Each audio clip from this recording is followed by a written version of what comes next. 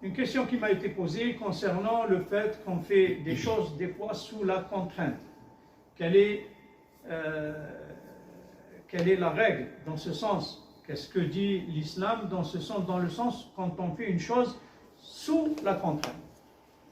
On est contraint de la faire. On n'a pas envie, mais on est contraint de la faire. Je vais citer un exemple tout à l'heure, mais je vais vous dire avant ce qu'a dit le prophète sallallahu alayhi wa sallam dans ce sens. Le prophète sallallahu alayhi wa sallam nous dit qu'il a été dépassé pour ma communauté dans les hadiths l'erreur, l'oubli, l'omission pareil, et la contrainte. Donc Allah ne nous en veut pas, si vous voulez dans un autre terme, ne nous en veut pas pour trois choses. Ce qu'on fait par erreur, parce qu'on ne connaît pas, ce qu'on fait par oubli et ce qu'on fait sous la contrainte. C'est des choses que Allah ta'ala ne nous en veut pas. C'est mentionné dans le dernier verset de Surat al-Baqarah.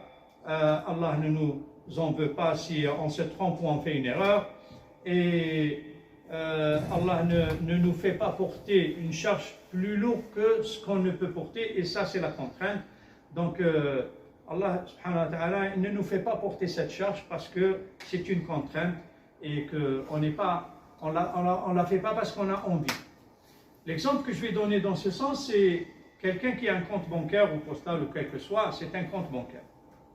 Et qu'il y a toujours, ils vous mettent un découvert en disant, entre parenthèses, découvert autorisé.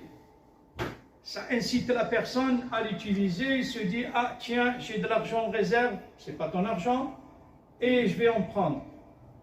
Alors, j'ai un découvert autorisé jusqu'à, par exemple, 200, 400, 300, ça dépend des organismes et des ressources de la personne aussi. Mais ça, on ne rentre pas dans ces considérations. Nous, ce qui nous intéresse, est-ce que ce découvert est licite ou pas? Il est illicite. Il est illicite parce qu'il comporte des intérêts. Alors, ces intérêts, ça s'appelle riba. L'intérêt usuaire, donc ça, c'est illicite pour nous, les musulmans. Celui qui n'est pas musulman, il le fait, c'est pas un problème.